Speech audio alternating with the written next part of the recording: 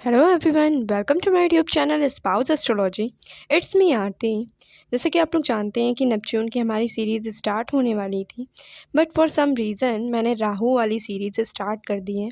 और नेपच्यून की जो लोग चाहते थे उनके लिए भी उनका भी काम हो जाएगा, बिकॉज़ ये सीरीज़ नहीं बल्कि ये एक फुल वीडियो होने वाली है जिसमें आप 1 से लेकर 12 भावों तक के नेपच्यून के फलों को जान सकते हैं। तो चलिए वीडियो को स्टार्ट करते हैं। But before we start the video, सबसे पहले अगर आप चैनल पर नए हैं तो चैनल को सब्सक्राइब कर दीजिए, साथ ही वीडियो को अपने फ्रेंड सर्कल में शेयर कर दीजिए सो दैट वो लोग भी इस प्लेसमेंट को जान सकें। चलिए वीडियो को स्टार्ट करते हैं। अब इस प्लेसमेंट के बारे में जानने से पहले हम लोग थोड़ी बात कर लेते हैं कि नेपच्यून एस्ट्रोलॉजी में क्या क्या रिप्रेजेंट करता है, किन किन चीज़ों के बारे में हम समझ सकते हैं अगर हम नेपच्यून को समझ रहे हैं। तो नेपच्यून आपके नेटल चार्ट में जिस भी हाउस में प्लेस्ड होगा ना, वहाँ पे उस हाउस से रिलेटेड जो भी सिग्निफिकेंस होंगे, जो भी नात रिश्तेदार होंगे या फिर जो भी सिग्निफिकेंस होगा उस हाउस का, उससे रिलेटेड आपको डिसअपॉइंटमेंट या फिर एटलीस्ट कन्फ्यूजन तो ज़रूर होगा। ठीक है। साथ ही में जिस भी हाउस में नेपच्यून प्लेस्ड होगा उससे रिलेटेड आपको ऐसे अनरियलिस्टिक ड्रीम्स होंगे, फैंटेसीज़ होंगी। ठीक है। इस तरीके की इच्छाएं होंगी जिनको पूरा कर पाना ही मुश्किल है। एक तरीके से बोल सकते हैं कि प्यास होगी। ठीक है। ऐसी क्वेंच होगी जिसको कोई सेटिस्फाई नहीं कर सकता, कोई शांत नहीं कर सकता। अगर जो आप चाह रहे हैं वो सब आपको मिल भी जाए तो भी आपकी इच्छाएं बढ़ती जानी है, नेपच्यून जिस भी हाउस में प्लेस्ड होगा उसके रिगार्डिंग ये चीज़ देखी जाती है। अब नेपच्यून है ना, वो आपके चार्ट में ये चीज़ रिप्रेजेंट करता है कि आपकी इंट्यूशन कैसी है। ठीक है। मिस्टिक्स को रिप्रेजेंट करता है, इमेजिनेशन को रिप्रेजेंट करता है, साथ ही में स्पिरिचुअलिटी को भी बताता है। हाँ, नेपच्यून जिस भी हाउस में बैठेगा ना, वहाँ से आप इंस्पायर तो बहुत ज़्यादा होगे उस चीज़ से, या वहाँ के जो भी सिग्निफिकेंस के जो आपके रिश्तेदार होंगे या आपके फैमिली मेम्बर्स होंगे उनसे आप बहुत ज़्यादा इंस्पायर होने वाले हो। लेकिन जो आपकी ये इनडिसिसिव नेचर है या फिर अनसर्टेन बिहेवियर है उस हाउस से रिलेटेड, वो आपको परेशान कर देने वाला है। उससे क्या होगा कि आपको लगेगा आपकी इच्छाएं पूरी ही नहीं हो रही हैं और इच्छाएं वो अनगिनत बढ़ती चली जाएंगी। ठीक है। अनंत बोल सकते हैं, इनफाइनाइट इच्छाएं होंगी आपकी। यदि किसी जातक के चार्ट में नेपच्यून यानी कि वरुण फर्स्ट हाउस में प्लेस्ड होते हैं तो ऐसे में देखा जाता है कि जातक आर्टिस्टिक होता है, ड्रीमी होता है, आलसी होता है थोड़ा सा, और बहुत ज़्यादा हाइपर भी हो जाते हैं कभी कभी। थोड़ा सा ईगो इनमें हो सकता है, अपने एनवायरनमेंट के प्रति बहुत ज़्यादा सेंसिटिव होते हैं, भावुक होते हैं। जहाँ पर भी रहते हैं वो उस आसपास की चीज़ों से इनको काफ़ी ज़्यादा लगाव होता है। अब क्योंकि ये इमेजिनेटिव होते हैं तो ऐसे में ये अपने ही छोटे से प्यारे से वर्ल्ड में जो इन्होंने इमेजिनेशन से बनाया होता है उसी में खोए रहते हैं, उसी में अपनी बातों में ही उलझे रहते हैं, अपनी ही छोटी सी दुनिया में खोए रहना, इस तरीके के कुछ इनके बिहेवियर होता है। ऐसे में इसी वजह से कभी कभी ये मूडी हो जाते हैं, फ्रस्ट्रेटेड हो जाते हैं और कभी कभी अनस्टेबल और इम्प्रैक्टिकल भी हो जाते हैं। मतलब जो व्यक्ति अपनी इच्छाओं में, अपनी बातों में, अपने छोटे से खुद की दुनिया बना के रखा है और वो उसी में खोया हुआ है, तो उसको प्रैक्टिकलिटी से उतना वास्ता नहीं रह जाता है। और यही आपकी एक गलती हो जाती है, क्योंकि प्रैक्टिकल लाइफ और होती है और इमेजिनेशन दूसरी चीज़ होती है। आप जिन चीज़ों को सोच रहे हैं उन्हें आपको आपकी लाइफ में इम्प्लीमेंट भी करना पड़ेगा ना, ये चीज़ को आपको ध्यान रखना है। कभी कभी ऐसा हो आप रियल और इमेजिनेशन में फ़र्क ही नहीं कर पाते हैं। आपको ऐसा लगने लगता है जो आपने इमेजिनेशन में अपनी इमेजिनेशन बना के रखी है ना, उसमें जो भी आपने सोचा है कि मेरे घर वाले ऐसे होने चाहिए, मेरा पार्टनर ऐसा होना चाहिए, जो भी आपने सोच के रखा है, वो जब आपको रियलिटी में नहीं मिलता है ना, तो आप थोड़े से बोल सकते हैं बावले हो जाते हो। इस तरीके की कोई टेंडेंसी देखी जाती है। तो एक चीज़ का बहुत ज़्यादा आपको ध्यान रखना है नेपच्यून फर्स्ट हाउस वालों को, कि आप अपनी इमेजिनेशन में एकदम लॉस्ट नहीं हो जाओ, कि आपका ये जो रियल ज़िंदगी है उससे वास्ता ना रह जाए। क्योंकि ऐसे में आप जो सेल्फ़ आइडेंटिटी की खोज करना चाह रहे हो, खुद को पहचानना चाह रहे हो, वो आप नहीं कर पाओगे। और या एक सेंस में ये कहें कि खुद को ही पहचान पाओगे और आसपास के लोग आपसे छूट जाएंगे, जो आपको बाद में दुख देगा। तो इस चीज़ को आपको ध्यान रखना है। बाकी आपकी बात करें तो आप बहुत ज़्यादा कैची होते हो, आपकी कैचिंग पावर बहुत ज़्यादा अच्छी होती है। अब वो चाहे पढ़ाई के टर्म्स में हो, कोई और बात के टर्म्स में हो, बट आप किसी भी चीज़ को, अपनी सराउंडिंग को किस तरीके से आपको कैच करना है। स्पॉन्ज देखा है आपने, जैसे जो फीमेल होती हैं वो मेकअप करती हैं। तो स्पॉन्ज जो होता है उसमें आप अगर उसको तो स्पॉन्ज जो होता है उसको अगर आप पानी में डिप करोगे तो क्या होगा, पानी को पूरे सोख लेगा ना। तो बिल्कुल इसी तरीके के होते हैं नेपच्यून फर्स्ट हाउस वाले, बिल्कुल स्पॉन्ज की तरह होते हैं। जिस भी इन्वायरमेंट में रखा जाएगा उनको, पानी है इन्वायरमेंट उनके लिए, उसको वो क्या करेंगे, एब्जॉर्ब कर लेंगे, अपने अंदर सोख लेंगे, अपने अंदर सारी क्वालिटीज़ ले आएंगे। तो इसलिए बहुत ज़्यादा आपको ध्यान रखना है, अगर आपका बच्चा है वो नेपच्यून फर्स्ट हाउस वाला है तो आप ये बहुत ध्यान रखें कि वो किन बच्चों की संगत में रह रहा है, कैसा इन्वायरमेंट आपने उस बच्चे को दिया हुआ है, क्योंकि ये चीज़ उसको बहुत ज़्यादा इफ़ेक्ट करने वाली है इन फ्यूचर, और प्रेजेंट में तो कर ही रही होगी। बाकी नेपच्यून फर्स्ट हाउस वालों के लिए एक सलाह है मेरी कि आप अगर सीक्रेट जानना चाहते हो कि मैं कैसे अपनी लाइफ में और भी अच्छा कर लूँ, तो एक चीज़ सीक्रेट बस एक ही है कि आप अपने ईगो को थोड़ा सा छोड़ दें और अपने ओन वर्ल्ड में इतने ज़्यादा ना खो जाएं कि बाकी लोगों को ही आप भूल जाएं। ठीक है, अपनी फाइनेंशियल कंडीशन में, लेकिन फिर भी अगर आप ऑनेस्ट हो जाएंगे तो आपको वेल्थ के टर्म्स में धीरे से परेशानियां कम हो जाएंगी। बट अगर आप डिसऑनेस्ट हो जाते हो तो ऐसे में ये देखा जाता है कि आपको लॉसेस हो सकते हैं, धमकियों के थ्रू फ्रॉड हो सकते हैं आपके साथ, या फिर कोई धोखेबाजी करके चला गया, किसी को आपने उधार दिया और उसने वापस नहीं किया, इस तरीके की कोई चीज़ देखी जाती है। तो आपको एक चीज़ ध्यान रखनी है, साफ साफ शब्दों में बोलूँ तो आपको 2 नंबर का काम नहीं करना है। बाकी अगर आपकी पर्सनालिटी की बात करें तो आपको ब्यूटीफुल चीज़ें जो भी होती हैं, अच्छी चीज़ें जो होती हैं वो आपको अट्रैक्ट करती हैं। अब अगर नेपच्यून सेकंड हाउस वालों की बात करें तो ये जातक मनी मैटर्स में, वेल्थ के मैटर्स में इतना ज़्यादा बॉदर नहीं करते हैं, इतना ज़्यादा परेशान नहीं होते हैं कि मेरे पास इतना पैसा हो कि ना हो, इन सारी चीज़ों के बारे में इतना नहीं सोचते हैं। हाँ, हालांकि जैसे मैंने पहले भी बताया कि इनको कॉम्प्लिकेशंस जब आती हैं, मनी मैटर्स में इनको प्रॉब्लम्स आती हैं, तब ये थोड़ा सा कन्फ्यूज़ हो जाते हैं। नेपच्यून सेकंड हाउस में बैठकर जातक को स्ट्रॉन्ग सेंस ऑफ इमेजिनेशन देता है, बहुत सारे आपके ड्रीम्स होते हैं, ऑब्वियसली सेकंड हाउस से रिलेटेड आपके ड्रीम्स होते हैं, और सेकंड हाउस से रिलेटेड ही आपकी ऐसी इच्छाएं होती हैं जिनको पूरा कर पाना मुश्किल होता है। नेपच्यून थर्ड हाउस वालों से मैं 2 क्वेश्चन पूछना चाहूँगी। ये बताइए, कभी ऐसा हुआ है आप लोग पढ़ने बैठे हो और जो आपने बुक ले रखी है वो आपने थोड़ी देर बाद बुक को पिलो के नीचे रखा और सो गए, किया है ऐसा कभी? सेकंड क्वेश्चन ये पूछना चाहूँगी, कभी ऐसा दिमाग में आया है कि काश मैं सामने वाले का दिमाग पढ़ सकता या सामने वाले का दिमाग पढ़ सकती? ये दोनों के मुझे आंसर ज़रूर बताना कि ऐसा आप लोगों ने सोचा है या नहीं सोचा है। अब बढ़ते हैं आगे वीडियो में। नेपच्यून थर्ड हाउस वाले जो होते हैं उनको सम काइंड ऑफ इनसिक्योरिटी हो सकती है, जिसकी वजह से हो सकता है उनको कोई नर्वस डिसऑर्डर हो। साथ ही में अगर इनकी पर्सनालिटी की बात करें तो बहुत ज़्यादा कम्युनिकेटिव होते हैं। हाँ, इनके लिए बुक पर फोकस कर पाना, किताबों पर फोकस कर पाना थोड़ा मुश्किल ही होता है। नेपच्यून थर्ड हाउस वाले जातकों की अगर बात करें तो ये नेगेटिव किस्म के होते हैं, हर समय नेगेटिव थॉट्स इनके दिमाग में चलते रहते हैं। और अगर आपकी बात करें तो आप कहीं ना कहीं मैं बोल सकती हूँ कि आप अनट्रस्टवर्दी होते हो, मतलब आप पर कोई दूसरा विश्वास करे तो हो सकता है कि आप विश्वास उनका तोड़ो ही। नेपच्यून थर्ड हाउस वालों के लिए मेरे पास एक सीक्रेट है, टिप है, जिससे आप अपनी लाइफ को और अच्छा कर सकते हैं।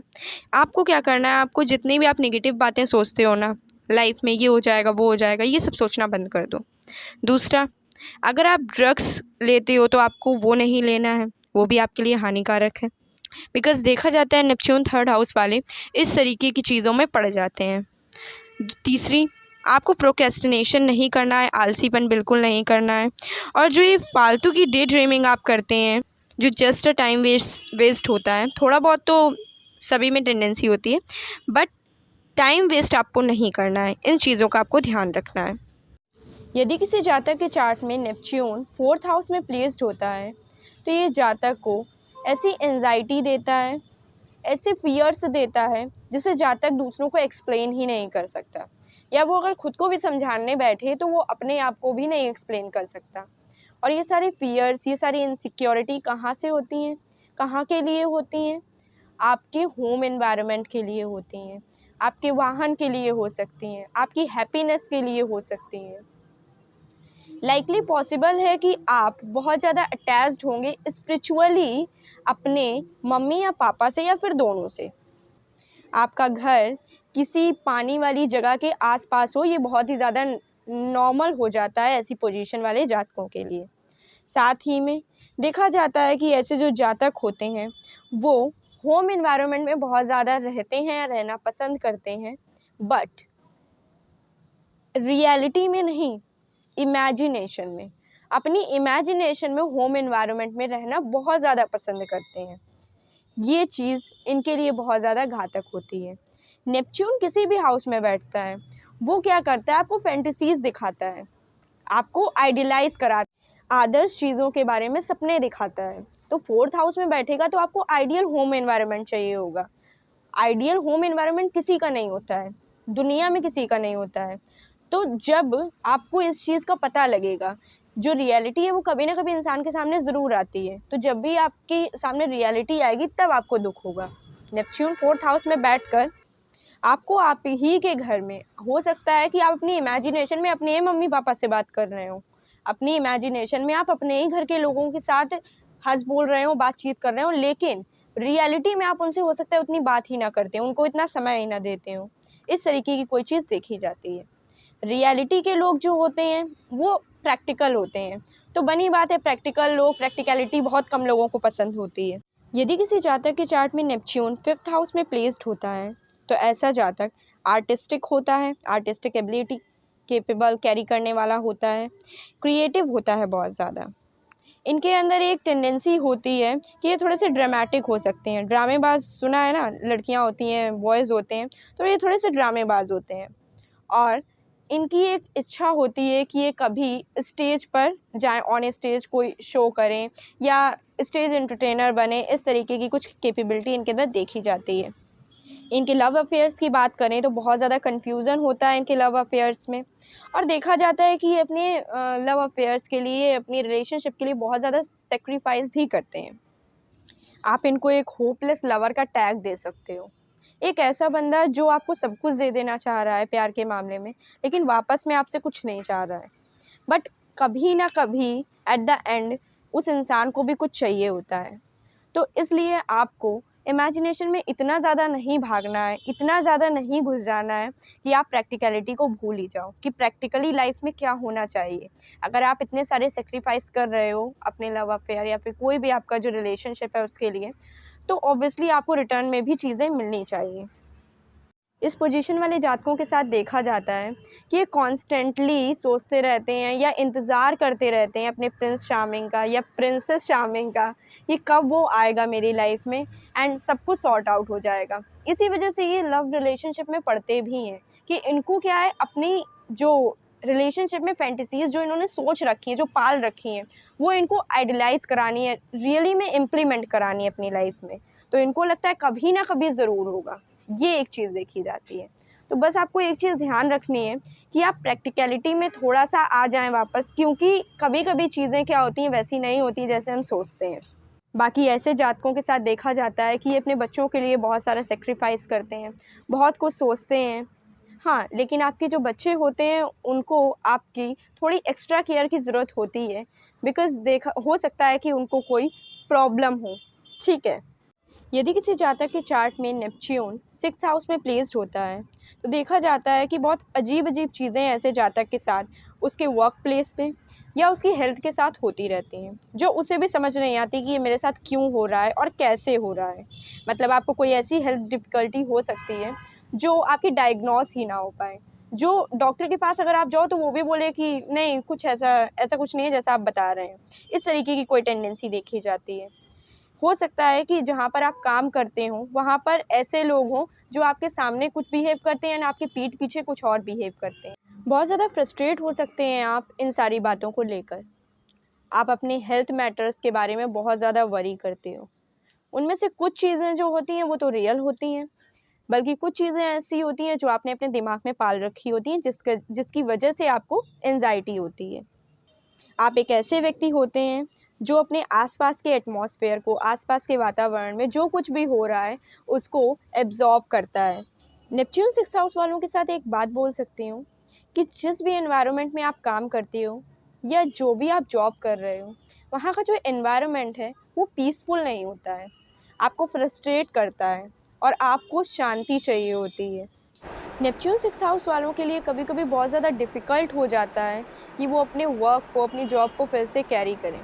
देखा जाता है किसी दिन अगर गए, बहुत ज़्यादा मूड ऑफ हो गया, उन्होंने सोचा आज के बाद कभी जॉब नहीं करूँगा, क्योंकि उन्होंने तो आइडियलाइज़ किया था ना कि जिस भी जगह पे जॉब करूँगा वहाँ पे सब मेरी इज़्ज़त करेंगे, सब मुझे रिस्पेक्ट देंगे, म्यूचुअल रिस्पेक्ट होगा। ऐसा नहीं है कि नेपच्यून 6 में आ गया तो व्यक्ति जो है वो ये आइडियलाइज़ कर रहा है कि उसी को सब लोग सम्मान दें और वो सबसे ऊपर बैठे जाके, ऐसा कुछ नहीं है।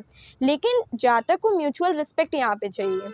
अब आपके चार्ट में नेपच्यून से तो सब कुछ डिसाइड हो नहीं जाएगा, बाकी प्लैनेट्स भी होंगे, तो उसके अकॉर्डिंग कभी-कभी ऐसा होता है नेपच्यून 6 हाउस वालों को, वैसे ही कितनी भी इज़्ज़त, कितना भी सम्मान मिल जाए अपने वर्क प्लेस में, उनके लिए वो जो मैंने बोला ना स्टार्टिंग में बताया, वो हर एक हाउस में इम्प्लीमेंट करते रहना कि क्वेंच जो है, जो प्यास है वो शांत नहीं होती है। जितना चाहिए उतना मिल भी जाएगा ना, अगर चार्ट अच्छा है, जितना चाहिए उतना मिल जा रहा है, तो उसके बाद प्यास बढ़ेगी, और चीज़ें चाहिए उस बारे में, ठीक है? उस हाउस से रिलेटेड और चीज़ें चाहिए उसको, ये देखा जाता है।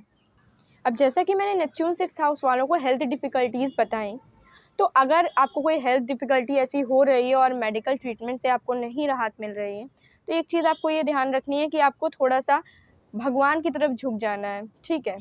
जैसे ग्रह शांति वगैरह कराई जाती है, उसके थ्रू आप जा सकते हो। अब मैं ये नहीं बोल रही हूँ कि आपको अपनी जो आप मेडिकल ट्रीटमेंट करा रहे हो वो आपको बंद कर देना है, ठीक है? इन अ वेरी प्रैक्टिकल अप्रोच आपको दोनों ही चीज़ों का साथ लेना है, दवा भी और दुआ भी। यदि किसी जातक के चार्ट में नेपच्यून 8th हाउस में प्लेस्ड होता है, तो देखा जाता है कि ऐसा जो जातक होता है, उसकी इंट्यूशन पावर बहुत ज़्यादा अच्छी होती है। तंत्र साधना, इस तरीके की कोई एबिलिटी उनमें देखी जाती है। हो सकता है एस्ट्रोलॉजी का बहुत अच्छा उनको ज्ञान हो, किसी भी प्रकार की कोई ऐसी विद्या जिसका रहस्य सब कोई नहीं जानता है, इस तरीके की कोई चीज़ देखी जाती है। ऐसे लोग जो होते हैं वो बहुत ज़्यादा सेंसिटिव होते हैं इस बात के लिए कि दूसरे उनके बारे में क्या सोचते हैं। उनको इस चीज़ की बहुत परवाह होती है कि कहीं दूसरा उनके बारे में गलत ना सोचे। इस चीज़ की टेंडेंसी देखी जाती है।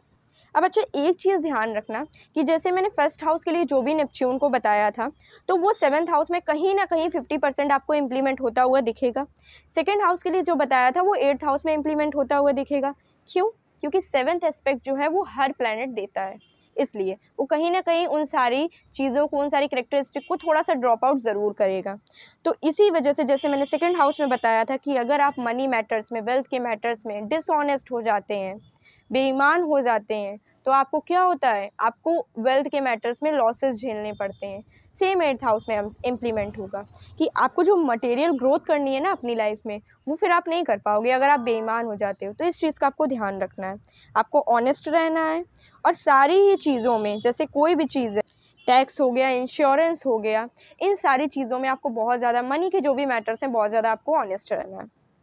यदि किसी जातक के चार्ट में नेपच्यून 9th हाउस में प्लेस्ड होता है, तो देखा जाता है ऐसा जातक कुछ इस प्रकार की सोच रखने वाला होता है। कुछ इस प्रकार से आपने बोलते हुए सुना होगा कि अरे आत्मा तो अमर होती है।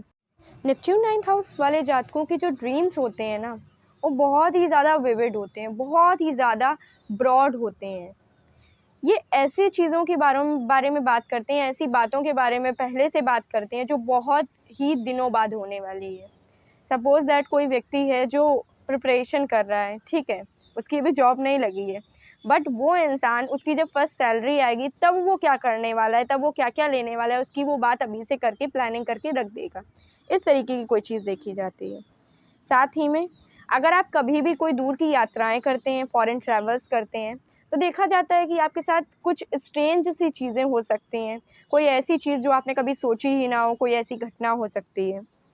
कभी भी कहीं पर अगर हम लोग घूमने जाते हैं तो बहुत से लोग होते हैं प्लानिंग करते हैं, बहुत से लोग होते हैं जो प्लानिंग नहीं करते हैं। ये लोग उन लोगों में से होते हैं जो अगर ट्रैवल करने जाना है तो बस चल दिए, और इनको ये भी नहीं सोचना कि कोई प्लानिंग नहीं, कुछ भी नहीं, कहाँ जाना कहाँ नहीं जाना, बस चल दिए और बस चलते चले गए। इस तरीके का कुछ इनका बिहेवियर होता है। बात अगर करें इनके इन-लॉज़ की, तो इन-लॉज़ के साथ इनके थोड़े से इश्यूज़ देखे जाते हैं, क्योंकि इनकी जो अंडरस्टैंडिंग है उनके साथ कंपैटिबिलिटी उतनी अच्छी नहीं बन पाती है। यदि किसी जातक के चार्ट में नेपच्यून 10th हाउस में प्लेस्ड होता है, तब क्या होता है? जातक के साथ अजीब सी चीज़ें, कन्फ्यूजिंग चीज़ें, कन्फ्यूज़न उसके करियर के मैटर्स में होता है। आइडियलाइज़ कर लेता है अपने करियर को, ठीक है? ये चीज़ें देखी जाती हैं। आप अपने करियर में कैसे भी करके सक्सेसफुल होना चाहते हो। आपकी जो पब्लिक इमेज होगी उसमें काफ़ी सारे उतार चढ़ाव आएंगे, क्योंकि नेपच्यून बैठा है वहाँ पर, ऐसा फोर्स जिसमें आपका कोई कंट्रोल नहीं, आप कुछ नहीं कर सकते। आपका करियर की बात करें तो आपका करियर किसी ह्यूमैनिटेरियन वर्क में हो सकता है, कोई आर्टिस्टिक वर्क हो सकता है, ड्रामेटिक वर्क हो सकता है, कोई प्रमोशनल वर्क हो सकता है, ठीक है, इंस्पिरेशनल वर्क हो सकता है, कोई थिएटर, साइकिक एक्टिविटीज़, फ़ोटोग्राफी या फिर ड्रग्स के साथ डीलिंग्स, इस तरीके के कुछ करियर आउटलेट्स हो सकते हैं आपके।